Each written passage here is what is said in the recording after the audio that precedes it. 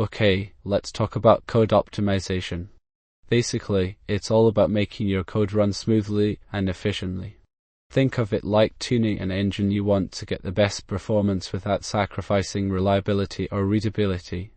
It's not just about making things fast, it's about using resources wisely, whether that's CPU time, memory, or bandwidth.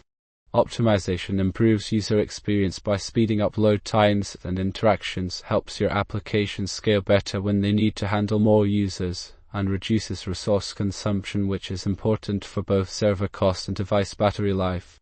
When you talk about optimization in an interview, highlighting why it's so important, how it benefits the user, the system, and the resources really shows you're considering the bigger picture. Okay, let's talk about optimization. A really common interview question is understanding the difference between compile time and runtime optimizations. Compile time optimization happens before your code even runs. It's like the compiler doing some initial heavy lifting to make things faster. It can identify things like constant values that can be calculated directly, eliminate unnecessary parts of the dead code, or even expand simple operations for efficiency. These changes happen before you start running anything. Now, runtime optimization happens while your program is actually executing. Think of this as adapting on the fly.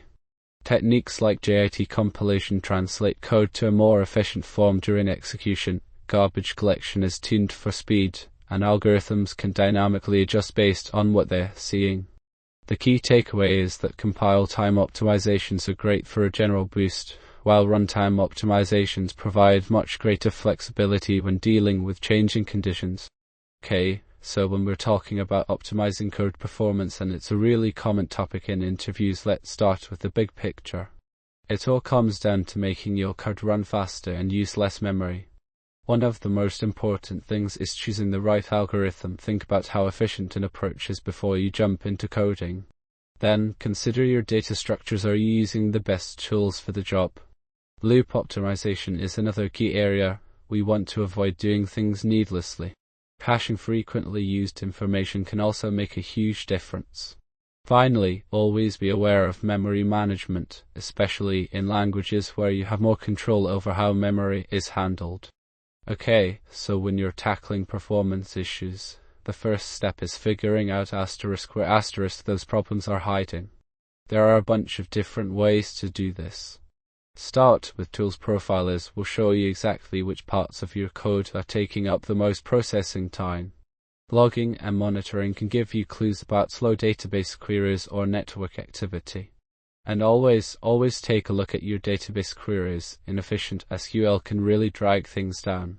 Don't forget to consider network traffic as well. Finally, don't underestimate the power of code review. Sometimes an obvious inefficiency is just staring you in the face. Okay, let's talk about the tools we use to understand where our code is slow or inefficient. There's a whole range of options available depending on the language you're working with. Most IDE like VS Code and IntelliJ have built-in profilers that can give you a basic idea of how much CPU and memory your program is using. Then, there are system-level tools like Task Manager or Activity Monitor to see what's happening at a broader level. But for deeper insights, specialized profilers are really useful. Things like cProfiler in Python, JProfiler for Java, or the Performance tab in Chrome DevTools for JavaScript. And if you're dealing with C/C+, Valgrind is fantastic for catching memory issues. Okay, so algorithmic optimization is all about making your code run as efficiently as possible.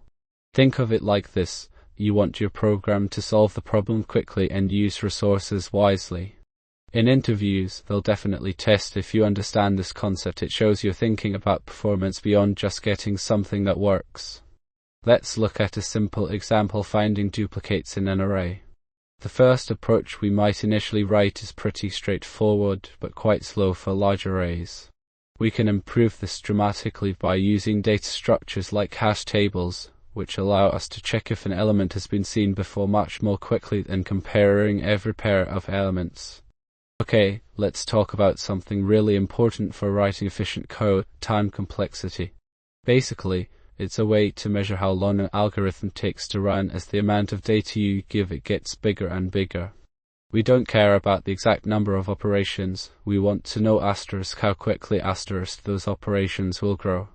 We use something called big O notation, things like hoon, log n, on, and these tell us the order of growth, which is what matters most when dealing with large datasets.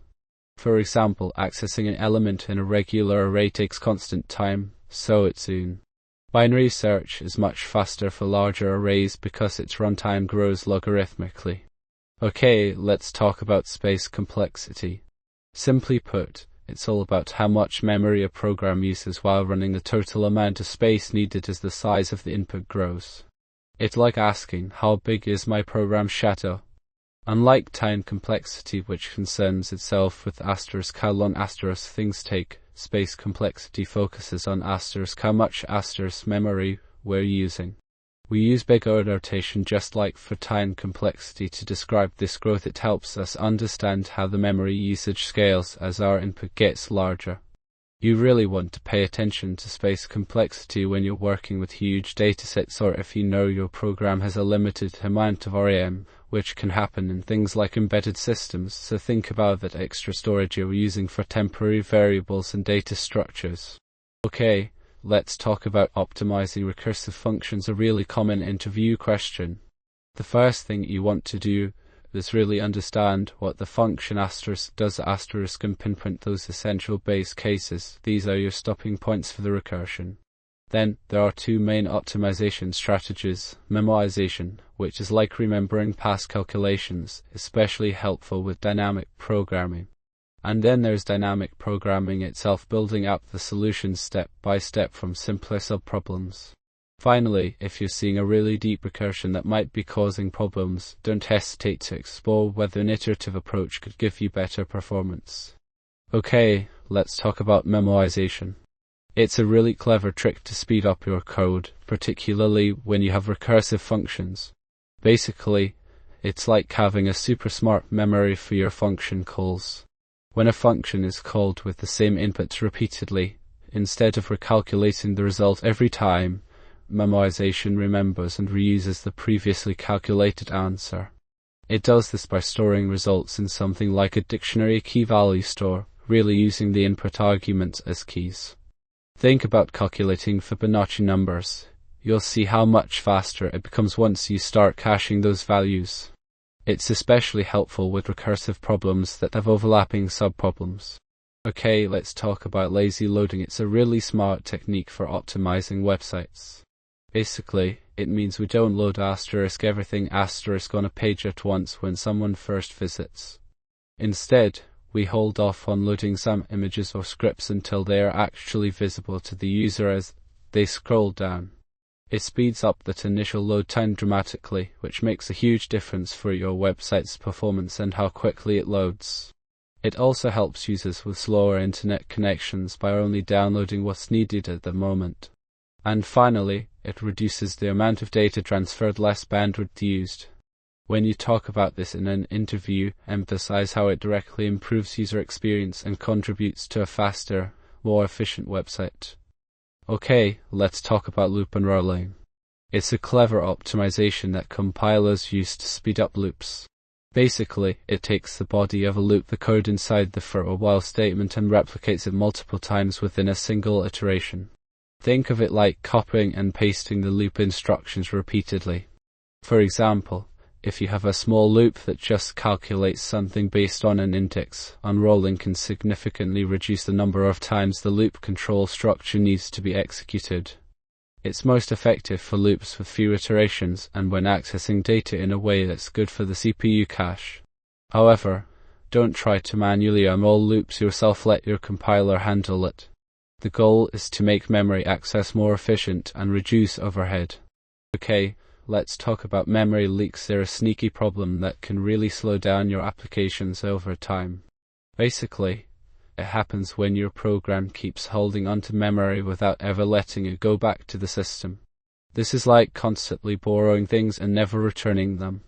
Common causes include forgetting to close connections to databases or files, or getting stuck in endless loops where objects are referencing each other.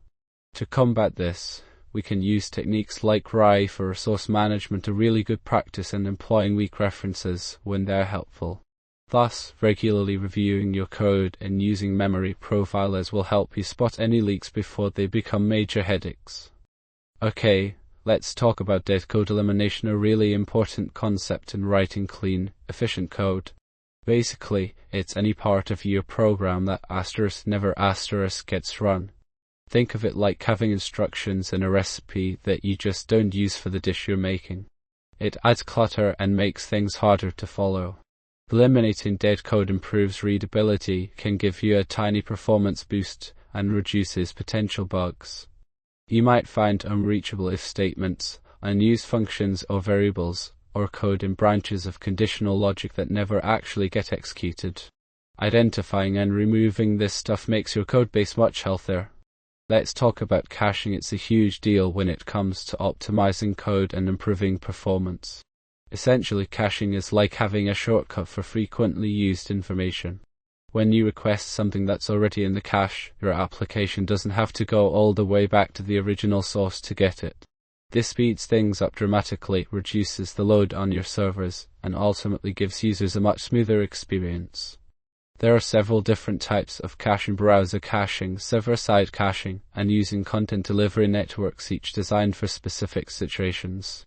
Thinking about how your data is accessed will help you decide which caching methods are best suited to your application. Okay, let's talk about function inlining. It's like taking a little recipe function and just copying the instructions directly into where you need them instead of having to call for it separately. This gets rid of some overhead from setting up and cleaning up each time you use the function. It can also help your computer find things faster because the code is all in one place, which is great for memory access. However, there's a catch: if you inline too much, you'll end up with a really big program that takes longer to load and might not be as efficient overall. So it's about finding the sweet spot, usually small, frequently used functions that don't have too many effects. And remember, always use profiling tools to see if inlining actually makes your code run faster. Okay, let's talk about database indexes and how they can seriously improve your application's speed. Think of a huge library without a catalog. Finding a book would take forever. Databases work similarly. If you don't have an index, it has to check every single row in a table to find what you need. But a database index is like a super fast catalog. It's essentially a sorted list that points directly to the data you're looking for. This means queries run much faster and require less disk access, leading to quicker response times. So, when you frequently search by something like customer ID, creating an index on that column makes a huge difference. Okay, let's talk about a really common interview question: the trade-off between making code run faster and making it easy to understand. Often, you can get performance gains by writing more complex or clever code, but that can quickly become a nightmare to maintain. It's like trying to build a really fast car. You might win races, but it'll be almost impossible for someone else to fix if something goes wrong. When deciding how to optimize, you need to think about the big picture. Sometimes it's better to write a slightly slower, super clear piece of code than a blazing fast, incomprehensible one. Think about prioritizing maintainability and being able to explain your logic. That's often more valuable in the long run. Okay, let's talk about optimizing SQL queries, a really common question in technical interviews. The key takeaway here is that efficiency matters a lot when dealing with databases. We're going to cover some core techniques. First up are indexes. Think of them like the index in a book. They help your database quickly find specific data without having to scan the entire table. Next, always be mindful about what you're selecting. Avoid using select and only grab the columns you actually need. Then, we look at joins, making sure you are using the correct type of join for the job. And finally, let's not forget optimizing those where clauses to filter data as early as possible in the query. I've shown a simple example where writing a subquery with a join can often lead to a performance boost. Do you have any questions about these techniques? Okay, let's talk about data structure optimization. Think of it as choosing the right tool for the job, not just any tool. It's all about how you represent and store your data so that operations like searching or adding things are as fast as possible. A classic example is comparing an array to a hash table. If you need to quickly find specific information, say looking up someone's age by their name, a hash table will almost always win out because of its super fast lookup times. Okay, let's talk about recursion versus iteration. Recursion can be a really beautiful way to solve problems, especially when you think about how some algorithms naturally break down into smaller, self-similar subproblems. However, it's not always the best approach. One key thing to consider is stack usage. Recursive calls add new frames to the call stack with each step. If your recursion gets too deep, you can run into a Stack Overflow error. Iteration, on the other hand, avoids this entirely by using loops and sequential execution. In most cases, iteration will also be faster because there's less overhead from function calls. So, if you're concerned about stack limits or performance, iteration is often the more reliable choice. Okay, let's talk about JIT compilation, a really cool concept that helps make interpreted languages like JavaScript run faster. Basically, instead of reading and translating your code line by line every time you run it, which takes time, a JIT compiler watches which parts are used the most often. These are called hotspots. Then, it compiles those specific sections into machine code directly for your computer to use. It's like having a little factory that builds up optimized instructions as you go, so when it needs them, they're ready and fast. This significantly improves performance and reduces the load on the interpreter itself.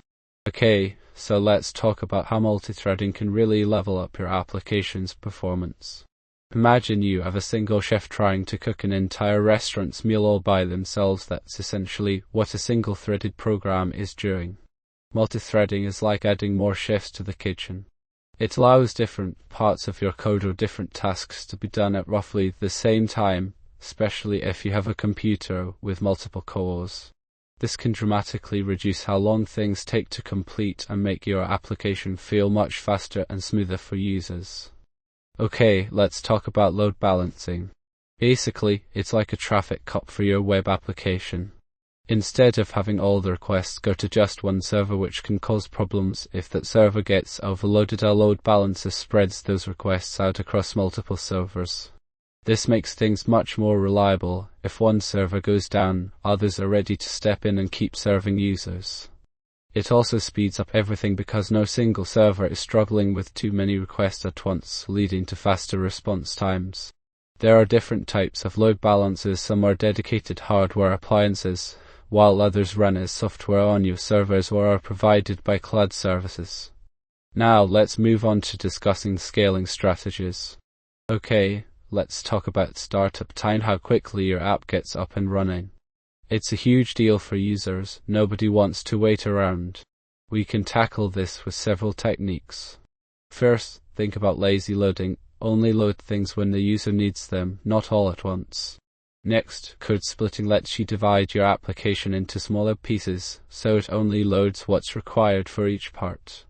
Then there's minification and uglification, just making your JavaScript and CSS files smaller through some clever tricks. Don't forget caching. Browsers can store assets locally to speed things up. And finally, optimize how the app is initially rendered. Avoid doing too much complex work at the very beginning. Okay, let's talk about parallel computing. It's all about speeding things up by doing multiple things at the same time. Think of it like this: instead of waiting for one task to finish before starting another, you can start them both simultaneously. This is especially useful when you have a really complex problem or are dealing with huge amounts of data, like processing thousands of images or running a complicated simulation. It's most effective with CPU-bound tasks, where the computer is spending all its time crunching numbers, and also if you're working with lots of I/O operations, meaning it's waiting for things like disks or networks. Okay, let's talk about how we can cut down on the number of times a browser has to ask for files when loading a web page. It's a really important optimization because every request adds a little bit of delay. We can do this in several ways, like bundling our CSS and JavaScript into fewer files. using CSS sprites, which are essentially image shortcuts, and even inlining critical CSS, meaning the most important styles right into the HTML itself so they load faster initially. Then there's lazy loading for images and videos, only loading them when they are actually needed to be seen. And finally, carefully reviewing third-party scripts to see if we can cut out anything that isn't essential. Okay, so let's talk about minification. Basically, it's like taking your code and squeezing out all the fluffy extra spaces, comments, and unnecessary symbols that make the file bigger. It makes a huge difference because browsers have to download smaller files, which means faster loading times for your website. It's a really simple but effective technique to help improve performance. Okay, let's talk about optimizing images, a really common interview question. Basically, large images are a huge drag on website speed. People don't wait around for slow loading sites. So, the first thing you want to do is compress your images. There are fantastic tools like TinyPNG that can significantly reduce file sizes without making them look noticeably worse. Next, make sure you're using the right image format. WebP is amazing if it works for your site, but JPEG and PNG are still good options. Then think about responsive images, serving different size versions of an image based on what device a user is looking at. Finally, lazy loading, only load images when they're actually in view. That's a game changer for initial page speed. Let's talk about garbage collection. It's a super important concept when optimizing code for interviews. Think of it as the program's automatic cleanup crew for memory. It finds objects that aren't being used anymore and reclaims the space, so you don't have to worry about manually managing memory yourself. However, this process isn't always seamless. Some algorithms can cause pauses during collection, which is something you need to be aware of if you're working on real-time applications or anything that needs to respond quickly. Also, remember that the garbage collector itself uses CPU resources and can contribute to overall execution time, so it's a balancing act between automatic memory management and performance. Let's talk about pagination. It's absolutely vital when dealing with API that return massive amounts of data. Imagine trying to load an entire product catalog onto a web page all at once. It would take forever, and your users wouldn't be happy. Pagination is the solution. Instead of sending everything in one go, we break up the data into smaller, more manageable pages. This drastically cuts down on network traffic, makes things much faster for clients, and reduces the load on our servers. There are two main ways to implement pagination using offsets or cursors. Both help ensure a smooth and efficient experience for the user. Okay, let's talk about optimizing file I/O. It's a really common area in interviews and a crucial aspect of building performant applications. The core idea is to minimize the number of times your program has to ask the operating system for something from or write something to disk. One key technique is buffering, reading or writing data in larger chunks instead of individual bytes, which dramatically reduces the overhead. Also, try to batch similar operations together. Grouping them can make a big difference. Asynchronous I/O lets your program keep working while files are being read or written in the background. For huge files, memory mapping is an awesome option. It makes the file seem like part of your computer's RAM, speeding things up considerably. And finally, think about whether you need to access data randomly versus sequentially. Sequential access is almost always faster. Let's talk about object pooling. It's a clever trick for boosting your code's efficiency, especially when dealing with things that cost a lot to create or use repeatedly. Imagine you're building a game and constantly need to create new characters. Each character creation takes time, right? Object pooling says, let's not do that every single time. Instead, we maintain a set of pre-built characters, our pool. When someone wants a character, they grab one from the pool, use it, and then give it back. It's like borrowing a tool instead of always buying a new one. This reduces the overhead of creating and destroying objects, leading to faster performance and better resource management. You'd particularly want to use object pooling when you're frequently making and discarding things like database connections or network sockets, anything that takes a significant amount of time to set up. Okay, let's talk about connection pooling, a really important technique for optimizing application performance. Think about how often your app needs to connect to a database.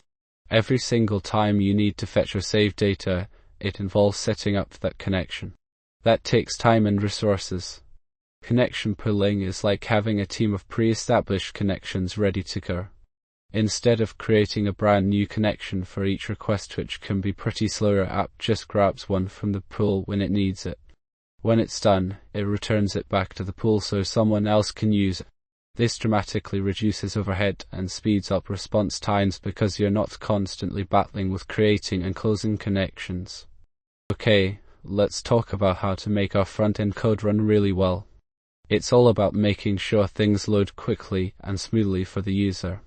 There are a few key areas we can focus on, like reducing the number of times the browser has to ask for files, optimizing images so they don't slow everything down, and breaking up large applications into smaller, manageable pieces. We also want to make sure browsers and servers are caching things effectively, and finally, minimizing our code through techniques like minification and uglification. Don't forget that performance is an ongoing process. It's good to regularly check how your app is running and look for ways to improve. Okay, so let's dive into debouncing and throttling. They're super useful for optimizing JavaScript performance, especially when dealing with events like scrolling or typing. Debouncing is all about waiting. It delays the execution of a function until you stop doing something like typing in a search bar. Think of it as wait until the user stops. Then we have throttling, which limits how often that function gets called. Imagine quickly scrolling down a page. You don't want to be triggering animations constantly. Throttling makes sure the function only runs once every certain period, say 100 milliseconds. Okay, let's talk about how you'd optimize a mobile app for battery and memory. First things first, profiling is key. Tools like Android Studio Profiler or Instruments on iOS will help you pinpoint exactly where your app is sucking up resources. Then, think about reducing those network requests. Caching is your friend here, and CDN can really boost performance. Don't forget to optimize images too. Compression is important. Next, efficient UI rendering helps keep the screen smooth. Background processing needs careful management. Use scheduled tasks wisely and throttle them appropriately to avoid draining the battery. And finally, always be mindful of memory leaks. Proper resource release is vital. Okay, let's talk about refactoring. It's a really important part of optimizing your code, but it's often misunderstood. Refactoring isn't about adding new features or fixing bugs. It's all about making the existing code better. Imagine you have an old house that needs updating. You wouldn't add rooms, but you might rearrange things to make it more functional and efficient. Refactoring is similar. We improve the internal structure of the code without changing what it actually does. This can lead to significant performance gains because simpler, cleaner code generally runs faster and uses fewer resources. It also makes the code easier to understand and maintain in the long run. Okay, let's talk about short-circuit evaluation, a really helpful optimization technique. Basically, it means that when you're using logical and/or operators in your code, the language only checks the second part of the expression if the first part tells it to. For example, if the first thing is already false, there's no need to even look at the second. This can save a lot of processing time and makes your code run faster, especially when you have conditional statements or loops where some conditions are likely to be false. Okay, so let's talk about a really common interview question. How do you tackle those computationally heavy tasks in real-time systems? The biggest thing here is understanding that speed matters. We want to avoid any lag or delay. First, we need to find out where the problem lies. Profiling tools are your best friend. They'll show you exactly which functions are taking up most of the processing time. Then, it's about getting smarter with our algorithms. Can we use a different approach that requires fewer calculations? Caching is another huge benefit if there are repeating operations. We store results so we don't have to recalculate them every time. And finally, for more complex scenarios, think about breaking down large tasks into smaller pieces and scheduling them carefully, potentially even using hardware acceleration if it's available. The goal is always to find the sweet spot between how much resources we use, like memory and CPU, and keeping things responsive. Let's talk about database normalization, a really important concept for any developer, especially when prepping for interviews. Basically, it's all about organizing your data in a way that minimizes repetition and makes sure everything is consistent. Think of it like cleaning up a messy room. You want things sorted and easy to find. We look at different forms like 1NF, 2NF, and 3NF, each building on the last to reduce redundancy. While normalization helps with data integrity and saves space, it can also mean more joins when querying, which could slow things down if your queries aren't well designed. So, you always want to consider how far you're normalizing and balance that against potential performance impacts. Okay, let's talk about denormalization, a bit of an unexpected optimization technique. It's essentially adding some redundancy to your database schema to make reads faster.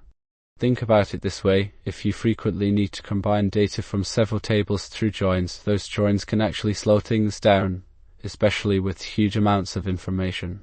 Denormalization helps by pre-combining some data, basically duplicating it in a single table so that when you run your queries, they don't have to do as much work filtering and merging.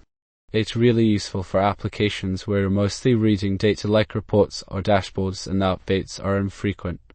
Just be aware of the trade-off: more storage space and a need for careful management if you want to keep things consistent. Okay, let's talk about logging. It's crucial for debugging and monitoring, but too much logging can really slow things down. The key is to be strategic. First, use the right log levels. Don't flood your logs with every single operation at debug level in production. Next, filter.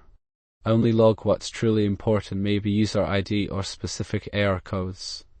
Batching your logs together instead of writing them individually can also help. Also, make sure you're logging asynchronously to not block the main application thread. And finally, don't forget about managing your logs, rotate them and set retention policies to keep things under control. Okay, let's talk about asynchronous programming. Basically, it's a way of handling tasks that don't need to be done one after another. Imagine your program is like someone running multiple errands with synchronous code. They have to finish each errand before starting the next, which can take forever if one errand is really complicated. Asynchronous programming lets them start an errand, move on to something else, and then come back when the first one's done. This makes things much more responsive, especially for tasks like network requests or database operations. No more frozen screens. It also means your computer can do a lot more at once, making your program faster and easier to handle as it grows. Okay, let's talk about how CDN can dramatically improve your application's speed. Think of a CDN as a network of superfast servers spread all over the world. Instead of every single user requesting content from your main server, which could be slow if they're far away, a CDN stores copies of your website's files, like images and JavaScript, on these strategically placed servers called points of presence or POPs. So, when someone visits your site, they'll get the content from the closest server, cutting down on travel time and significantly reducing latency. It also helps to balance the load across multiple servers so you don't overwhelm your main origin server. Let's dive into a really useful optimization technique called memory map files. Basically, it lets you treat a file as if it were already sitting in your computer's RAM, even if it's actually in the hard drive. Instead of loading the entire thing at once, which can be slow and use up a ton of memory mapping creates a connection between the file and the portion of your virtual memory space you're working with. It's like a shortcut. This means you only load the parts of the file you need, reducing memory usage and speeding things up because the operating system handles caching really well. Plus, it makes sharing data between processes much easier. Think about processing huge log files without memory mapping. You could easily run out of memory, but with it, you can work with those massive files efficiently. Let's talk about this really important interview question: how do you decide whether to prioritize speed or memory when optimizing code? It's not always simple, and it all comes down to understanding the specific situation. First, think about what your code is actually doing. Is it processing massive amounts of data where speed is crucial, or are you working with a system that has limited resources? Profiling tools are essential here. They'll show you exactly where your code is spending its time and where memory might be getting tight. Then consider the specific problems you face when dealing with memory issues, things like choosing swallow data types or implementing caching strategies. And finally, remember to weigh the effort involved in an optimization against the potential benefits. Sometimes it's better to tackle one major bottleneck at a time. Let's talk about how code reviews play a vital role in keeping our code optimized. It's more than just finding bugs, it's about making sure our code is not only working correctly, but also performing efficiently and being easy to understand for other developers down the line. Code reviews help us spot performance bottlenecks that we might have missed. They ensure consistent coding standards, and crucially, they prevent those optimizations from becoming one-off fixes that get lost over time. They're a continuous feedback loop that helps maintain a high standard of optimized code across the entire project. Let's talk about what happens after you deploy a new feature. Sometimes performance takes a hit. The first thing to do is set up some really good monitoring tools so you can quickly spot problems if they arise. Then, it's time to dig into your logs and see exactly where the slowdown is coming from. If it's bad, a quick rollback might be the best option. If you can pinpoint the new feature, use feature flags to limit its scope while you work on fixes. Deploy these fixes in small steps, test everything carefully, and keep everyone involved updated. Communication is super important here. Thank you for watching.